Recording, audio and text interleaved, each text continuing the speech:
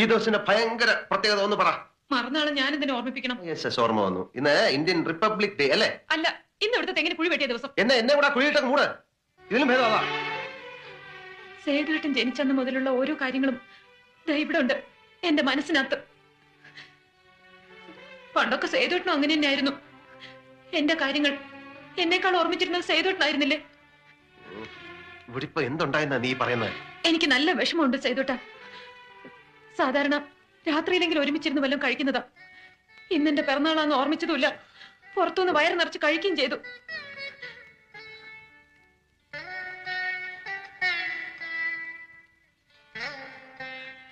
ഇത് അവസാനത്തെ പിറന്നാളൊന്നുമല്ലോ, അടുത്തന്നെ ഓർമ്മിക്കാം. എനിക്കെല്ലാം മനസ്സിലാവുന്നുണ്ട്. നിനക്കൊന്നും മനസ്സിലായിട്ടില്ല, മനസ്സിലാവുകയില്ല. അത് നിന്റെ കുഴപ്പമില്ല. പുറത്ത് വെച്ച് ആകാശം ഇടിഞ്ഞ് തല വീണാലും സഹിക്കാം. പക്ഷെ വീട്ടിൽ വന്ന് കയറുമ്പോ മോന്തം നിർപ്പിച്ചുകൊണ്ടിരിക്കുന്ന ഭാര്യയെ കണ്ടാലുണ്ടല്ലോ, ഞാൻ